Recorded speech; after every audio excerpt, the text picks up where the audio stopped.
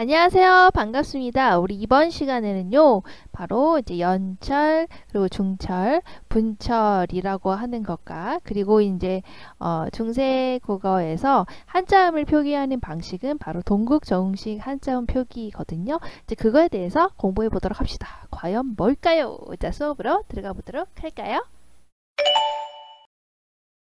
자, 그러면 들어가 보도록 할까요? 우리가 연철, 중철, 분철 이런 거를 우리가 이제 공부를 하다 보면 중세 국어에서 많이 나오는데 도대체 이게 뭐냐? 한번 볼까요? 자, 연철이라고 하는 것은 바로 이어적기이고요. 중철은 거듭적기고요. 분철은 끊어적기예요. 자, 이게 무엇이냐? 자, 연철, 중철, 분철 다 모두 다 자음으로 끝난 체언에 모음으로 시작하는 조사가 합쳐질 때, 또 자음으로 끝나는 영어가 모음으로 시작하는 어미가 합쳐지게 될 때, 이 앞에 자음으로 끝난 체언이든 자음으로 끝난 용언의 그거 밑에요. 말에 용언의 여 밑에 있죠. 정성 요거 있죠. 정성. 이 정성의 우리가 이게 자음을 어떻게 쓰느냐에 대한 이제 방식에 대한 구분이에요. 자, 그래서 우리가 이제 연철이라고 한다면 바로 이 자음으로 끝난 체언을 요 앞에 밑에 종성이죠. 요것을 이 모음으로 시작하는 조사 이어서 쓰는 거예요. 이어적기. 그렇죠? 자, 그래서 이어서 적는 거예요. 그래서 그게 뭐야? 이어적기. 알겠죠? 그래서 옷이 했을 때 우리가 이제 카톡에서 많이 쓰잖아요. 옷이 별론데 너 옷 왜 그런 거 샀니? 했을 때 옷이 별론데 이렇게 했을 때 옷이 별론데 이렇게 소리 나는 대로 요것을 그대로 이어서 적는 것을 우리가 연철 이어적기라고 합니다. 그래서 연철에는요, 바로 음절적인 원리가 들어가 있는 거예요. 자, 음절적인 원리가 무엇이냐? 바로 실제 음절을 표기에 반영하는 것을 우리가 이제 음절적 원리라고 하죠.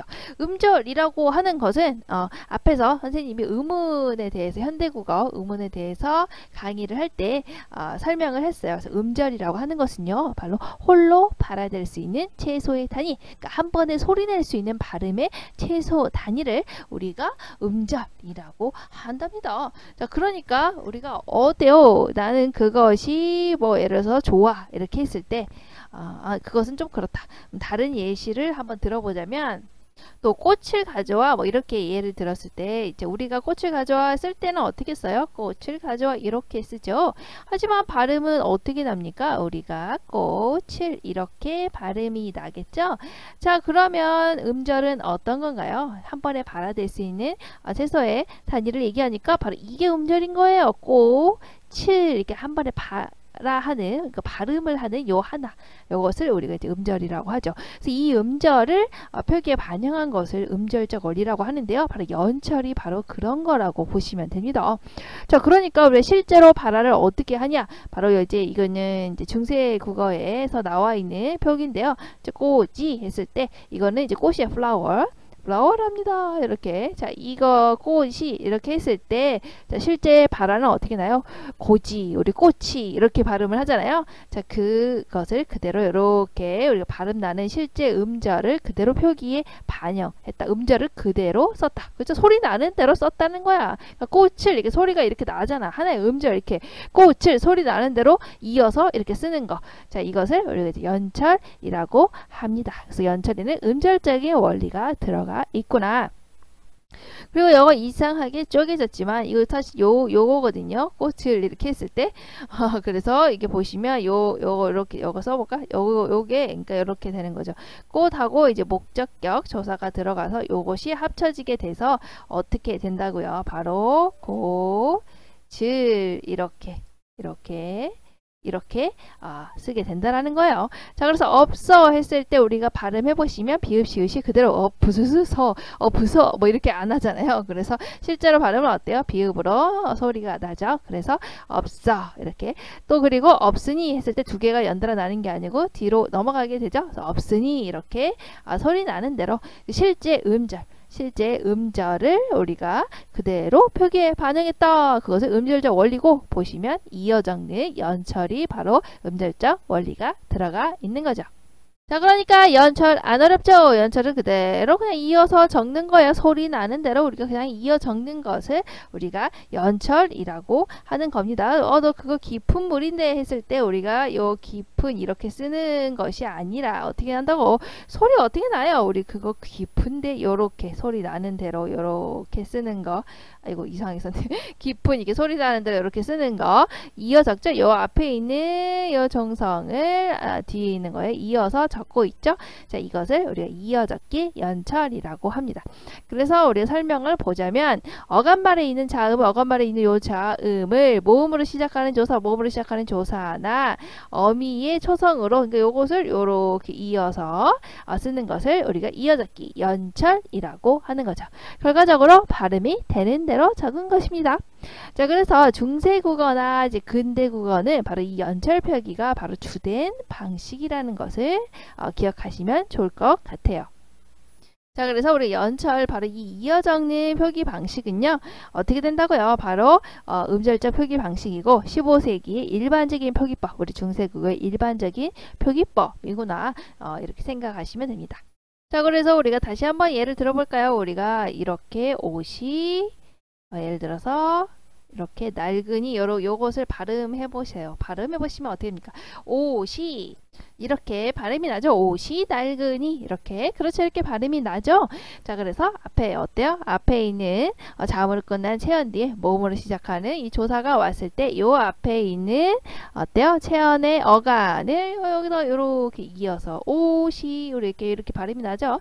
낡은이 했을 때 앞에 있는 용언 어간 뒤에 모음으로 시작하는 어미가 왔을 때 역시 이어서 낡은이 이렇게 쓰는 거. 자, 이것을 우리가 이제 이어 적는 연철의 방식, 소리 나는 대로 그냥 쓰는 것이죠. 그래서 우리가 잘 생각을 해보시면 훈민정음은 결국 누구를 위해서 한 거였어요? 이제 읽고 쓰는 것이 불편했던 어려웠던 백성들을 위해서 한 것이죠. 자, 그렇다면 어떻겠어요? 쓰는 방식이 편해야겠죠. 어떤 게 편하겠어요? 소리 나는 대로 그냥 쓰는 게 편하겠죠. 자, 그래서 연철 바로 이어 적는 이 표기 방식은요 바로 15세기 중세국어의 일반적인 표기법이 되는 겁니다. 자, 그리고 이제 거듭적기라고 해서 연철에서 분철로 넘어가기 전에 이제 중간 단계로 이제 중철이 잠깐 유행을 했었어요. 그래서 중철이라고 하는 것은 바로 이제 거듭적기입니다. 그래서 연철이 그대로 이제 이어서 이렇게 적는 거, 옷이 이렇게 이어서 적는 것이 바로 연철이라면 이렇게 이어서 자, 깊은 했을 때 깊은 이렇게 이어서 적는 게 연철이라면 바로 이제 중철은요 바로 이제 거듭 적는 것을 말해요. 자, 그래서 이게 옷이 이건데 이것을 어떻게 적었냐라고 한다면 이렇게 적었다는 거야. 앞에 옷이 이렇게 이 옷까지가 기본형이구나 라는 의식이 있었기 때문에 옷 하고 적고요. 그 다음에 발음이 또 어떻게 나요? 옷이 이렇게 발음이 나죠. 자, 그래서 이렇게 시옷을 한 번 더 적어주는 거예요. 그러니까 기본형은 옷이니까 옷 적어주고 발음을 해보니까 옷이 뒤에가 쉬 발음 나거든. 그러니까 이렇게 한 번 더 적어서 옷이 이렇게 써줬다는 거예요. 요것을 쓸 때요. 알겠죠? 그래서 이것을 쓸 때 이어서 그대로 적는 이것은 이어적기고요. 자, 중철은 기본형을 옷이지 옷 적고 발음은 뒤에 옷이 시가 나는구나 이렇게 한 번 더 적는 요것을 우리가 이제 중철이라고 보시면 됩니다. 그래서 옷이에서 이렇게 옷이 자, 예를 들어서 깊은 있는데 이거 쓸 때 이렇게 깊은 이렇게 이어서 적는 것을 우리가 이어적기 연철이라면 중철은 뭐라고요? 자, 거듭적기예요. 그래서 앞에 있는 것이 깊다라고 하는 기본형이지. 자, 그런데 이제 발음은 이제 이렇게 비읍으로 났겠죠? 자, 그 다음에 뒤에 깊은 했으니까 푼을 이렇게 적어줘야지. 이게 바로 거듭적기, 바로 중철 표기 방식이에요. 그래서 중철 표기 방식은 거듭적기라고 하고요. 연철에서 이제 분철로 변화하는 아주 과도기적인 표기 형태여서 연철에서 분철로 가기 전에 이제 잠깐 유행을 했었던 표기 방식이랍니다. 그래서 연철과 분철이 혼합되어 있는 표기 방식 왜 그런지 아시겠죠? 옷이 낡은이 했을 때 이 옷이 이렇게 쓰는 것은 우리가 연철이지만 앞에 있는 거 옷이 바로 기본형이니까 옷 적고 뒤에 발음이 옷이 했으니까 이렇게 시 이렇게 적는 거죠.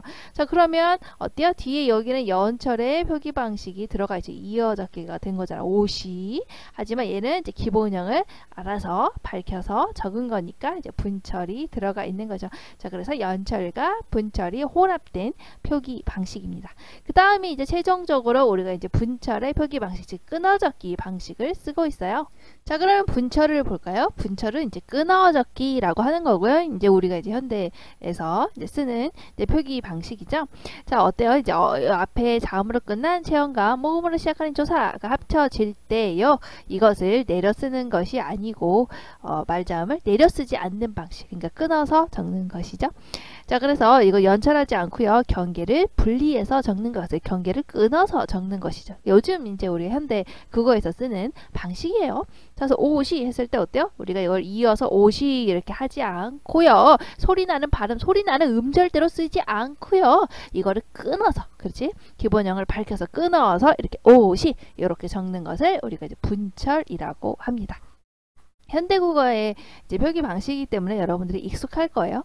자, 깊은 했을 때 발음 나는 깊은 이렇게 발음이 난다. 이렇게 기라고 하는 음절, 픈이라고 하는 하나의 음절을 밝혀서 적는 연철이 아니고 어때요? 이거를 끊어서 적는다. 경계를 이렇게 분리해서 적는다. 경계를 끊어서 적는다. 이거 이렇게 깊은 이런 식으로 적는 것을 우리가 이제 분철의 표기 방식이라고 합니다. 그래서 분철은 우리가 이제 앞에 연철과 다르게요. 어감말에 있는 자음을 내려 쓰지 않는 방식이죠. 그 기본형을 밝혀서 이렇게 끊어서 경계를 끊어서 이렇게 경계를 분리해서 이렇게 적는 것을 분철이라고 합니다. 자, 그래서 현대국어에서는 우리가 어때요? 우리가 다 이제 분철 표기를 쓰고 있죠. 우리가 다 이렇게 또박또박 이렇게 끊어져서 적고 있잖아요. 자, 그래서 이렇게 분철의 표기 방식을 채택하고 있다. 라는 거. 그래서 연철에서 잠깐 과도기적인 모습으로 중철이 나왔다가 그 다음에 이제 분철의 방식으로 가고 있습니다. 그리고 우리가 중세 때 문헌으로 보자면은 이제 분철이라고 하는 것은 이제 월인청각지공 같은 월인청강지곡 발음을 못하네. 자, 이것과 같은 문헌에 일부 나타나게 돼요. 그러니까 세종이 참여한 문헌에는 분철의 표기 방식을 쓰고 있다라는 거예요. 그러니까 그 말은 무엇이냐면 세종은 이렇게 어때요? 이렇게 기본형을 밝혀 적는 것을 선호하고 있었구나. 그리고 이렇게 적는 방식을 알고 있었구나. 하지만 우리가 어때요? 이렇게 밝혀 적는 거 꽤 어렵죠. 백성들에게 이것을 한다는 것은 너무 어려웠을 거예요. 그래서 백성들에게는 쓰기 편하게 그냥 옷이 낡으니 그냥 이렇게 이어 적어라. 소리 나는 대로 그냥 써라. 이렇게 했고 바로 세종은 알고 있었기 때문에 세종이 참여했던 문헌이었던 월인청강지곡 같은 경우에는 바로 이제 끊어 적는 바로 이렇게 기본형을 밝혀서 딱딱 적는 경계를 분명히 분리해서 적는 이런 분철의 표기 방식이 나타나게 되죠. 그래서 눈에 담아가 이제 바로 월인청강지곡에 나와 있는 분철의 표기 방식의 이제 예시가 되는데요.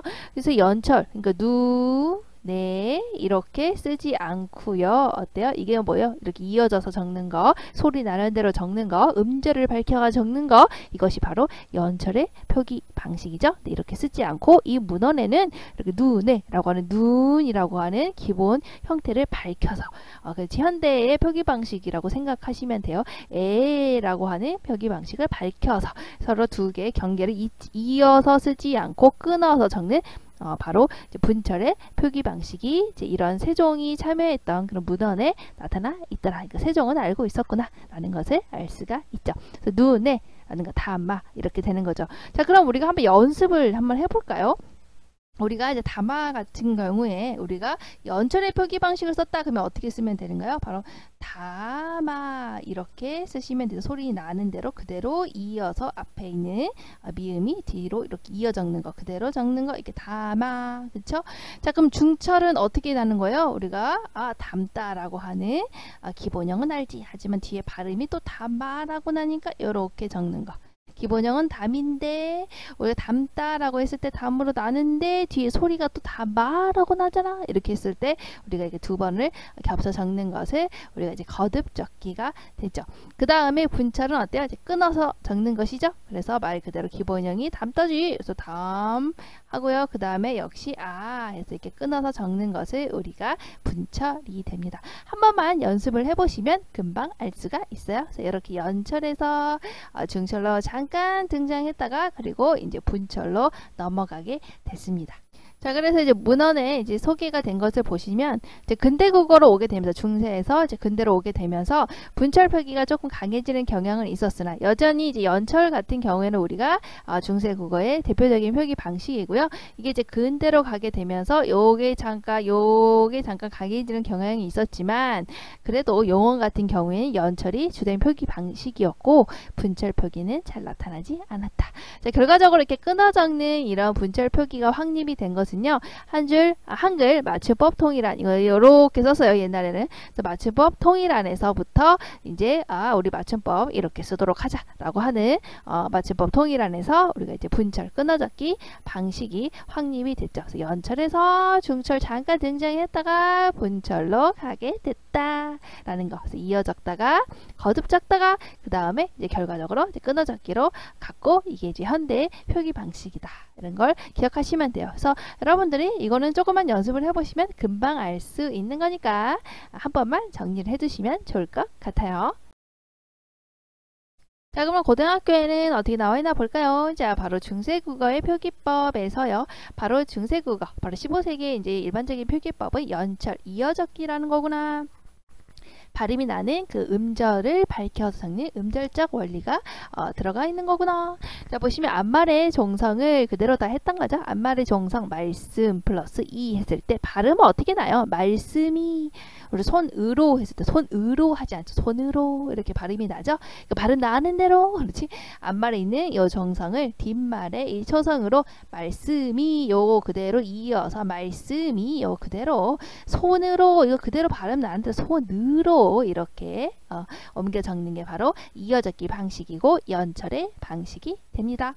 자, 그리고 나서 우리가 이제 근대국어로 오게 되면 바로 근대국어의 표기법에서 뭐가 나옵니까? 바로 거듭적기, 중철이 나오죠. 그러니까 우리가 연철에서 중철 잠깐 유행했다가 그 다음에 이제 분철로 가게 되는 거죠. 자, 그래서 중철 같은 경우 뭐라 그랬어요? 앞말의 받침을 뒷말의 초성에 한 번 더 표기하는 거듭적기다. 자, 그래서 이거 우리 그러니까 님 플러스 을이에요 원래. 그래서 이것을 우리가 이제 연철로 하게 되면 어떻게 된다고? 소리 나는 대로 님을 이렇게 발음을 하잖아요. 요렇게 그대로 미음이에요. 이렇게 쓰시면 되겠죠. 자, 그런데 이게 연철이라면 님을 이렇게 쓰는 게 연철이라면 우리가 중철은 뭐라 그랬어요? 님이 바로 앞에 있는 님이 바로 기본형이라는 걸 알고 있지. 그럼 님을 써요. 그 다음에 발음이 어떻게 났다고? 님을 뒤에 발음 물로 발음이 났죠? 그래서 물 한번 이렇게 물로 적는 거예요. 그러니까 이것도 사람이 했을 때 사람 플러스 이지만 우리가 사람이 기본형이라는 걸 알고 있지. 사람 쓰고요. 발음은 어떻게 났다고? 사람이라고 발음이 나죠? 그래서 미를 써주는 거예요. 자, 그러니까 결국 연철의 방식과 바로 뒤에 우리가 기본형을 밝혀서 딱 끊어 적기 분철의 방식이 혼합되어 있는 방식이 바로 중철의 방식이구나. 그리고 나서 어때요? 그리고 나서 우리가 이제 두 개를 끊어 적기 분철의 방식이 현대국어에 나타나게 된답니다. 알겠죠? 자, 그 다음에 우리가 이제 동국정식 한자음 표기라는 게 있는데요. 우리가 여러분들이 중세국어 문헌을 보다 보면은 한자 밑에 한자음 도금이 달려 있는 이제 방식 보신 적 있으시죠? 자, 그래서 이런 식으로 우리가 한자가 있고 옆에 이제 한자음 도금을 이렇게 달아놓은 이 형식을 본 적이 있을 거예요. 그래서 당시에 이제 문헌들을 보면 다 이런 식으로 되어 있는데요. 바로 이 옆에 표기된 요 방식 있죠. 요거에 이제 관련된 내용이에요. 그래서 당시에 우리가 이제 한자음을 표기하는 바로 옆에 아까 한자음을 표기하는 방식이 굉장히 특이했는데요. 바로 이제 그 15세기 한자음의 한글 표기 방식을 우리가 이제 동국정웅식 한자음 표기 방식을 사용하고 있다라고 얘기를 하고 있어요. 자, 그러면 동국정운식이라고 했을 때 동국정운이 과연 무슨 뜻이냐라고 한다면 동국이라는 것은 우리가 여기 나와 있죠? 동쪽 나라니까 이게 우리나라라는 뜻이고요. 이제 정운이라고 돼 있죠? 이제 올바른 이제 운이라는 거니까 올바른 발음. 결국 말하면 중국 한자음 표준 발음 사전이다라는 거죠. 그러니까 중국 한자음을 이제 표준적으로 어떻게 발음하는지에 관련된 그 사전 이름이 바로 동국정운인데요. 그런 식으로 이제 한자음을 옆에다가 이제 표기를 했다라는 것이죠. 그래서 우리가 한자음 표기 방식으로 굉장히 이렇게 특이한데요. 옆에 보면 이 한자를 발음하는 이 발음 방식을 옆에다 이렇게 적어 넣은 거예요. 그래서 이 달월자는 월 이렇게 발음을 하라는 것이죠. 근데 이 발음하는 요 방식이 바로 동국 정식으로 적어 넣은 거예요. 아까 뭐라고 했었죠? 한자어 표준 발음인데 뭐 바로 중국 한자음 표준 발음이 되는 거예요. 자, 그래서 이게 보시면은 이제 15세기 한자음, 그러니까 중세국어의 한자음의 한글 표기 방식은 전부 이렇게 동국정식 한자음 표기 방식을 쓰고 있다라는 게 굉장히 특이한 겁니다. 왜냐면 보시면요, 자, 동국정운이라고 한 것은 바로 이제 책 이름이라고 했었죠. 1448년에 세종의 명으로 신숙주, 최항, 성삼분 등이 편찬한 이 운서인데요. 바로 무엇이냐, 이제 포인트는 이거예요. 바로 중국 한자음과 우리나라 한자음 대충, 그러니까 적당히 중간쯤에 해당하는 음으로 절충해서 표준 한자음을 정한 것이죠. 그러니까 어떻게 보면 비현실적인 한자음이고 실제로 존재하지 않는 의미예요. 그러니까 바로 우리나라 한자음도 아니고 중국 한자음도 아닌 이도저도 아닌 그런 음이 된 거죠. 그러니까 아주 쉽게 얘기를 하자면 우리가 예전에 그런 적이 있었거든요. 그래서 보시면 한겨레 신문에서 오렌지를 RNG로 안 쓰는 이유 뭐 이거 있죠. 그래서 예전에 한번 이제 이런 적이 있었는데 우리가 이게 보시면 여기 그 예전에 2008년에 우리가 이제 그 이런 적이 있었어요. 이제 오렌지 있잖아요. 오렌지 발음을 이제 오렌지 이게 그러니까 이거 발음을 이렇게 발음을 하잖아요. 이렇게 orange, 예. 이렇게 orange. 이렇게 발음하잖아요. 근데 이거를 어떻게 하자고 했냐면 우리가 지금은 이제 오렌지 이렇게 발음하잖아요. 그러니까 이 방금 발음했던 그 orange 이 발음이 orange 이 발음 있죠. 이 발음이 이제 진짜 미국식 발음인 거죠. 그리고 우리가 지금 선생님이 말한 것처럼 오렌지 이렇게 발음하는 것은 바로 뭐예요? 지금 한국 발음인 것이죠. 자, 그래서 외래어 표기법에 따른 이제 한국 발음인데 이 중간은 뭐예요? 바로 여기 보시면 원어 발음에 가깝게 orange 이렇게 하는 거 있죠. 그러니까 방금 그 외국 발음에서 들은 orange도 아니고 지금 한국 발음인 오렌지도 아니고 그 중간에 중간음 있죠. 중간음 요 orange나 orange 요거 있죠. 요게 바로 이제 동국정식 한자음이라고 생각하시면 쉬울 거예요, 여러분들이. 자, 그래서 별이라고 하는 요 한자가 있는데 중국 음에서는 이 별이라는 별 이렇게 발음을 한다는 거예요. 근데 우리나라 현실음에서는 요거를 이제 별이라고 읽는다라는 거예요.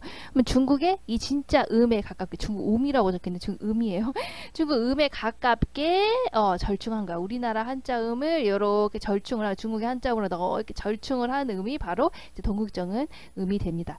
그래서 요거를 별이라고 발음하지 않고 최대한 중국 발음에 가깝게, 그러니까 이 orange 요 발음을 위해서 오렌지 이렇게 발음하지 않고 최대한 중국 발음이 orange 이거에 가깝게 RNG 이렇게 발음하자고 하는 요거 있죠. 요게 바로 동국정은 음이라고 보시면 됩니다. 자, 그래서 실제로 어떤 식으로 됐냐면 우리나라는 이제 이렇게 별이라고 발음을 하잖아요. 근데 최대한 요 앞에 있는 옆에 요거에 이제 가깝게 발음을 해야 되잖아요. 그래서 사실은 이제 요 별이라고 하는 요 표기에다가 뒤에 여린 히읗을 합쳐서 최대한 이제 요 발음에 가깝게 표현한 바로 비현실적인 한자음, 바로 실제로 존재하지 않은 이 이게 바로 이제 동국정식 한자음이고, 자, 이렇게 표기한 게 바로 이제 15세기 한자음의 한글 표기 방식이었어요.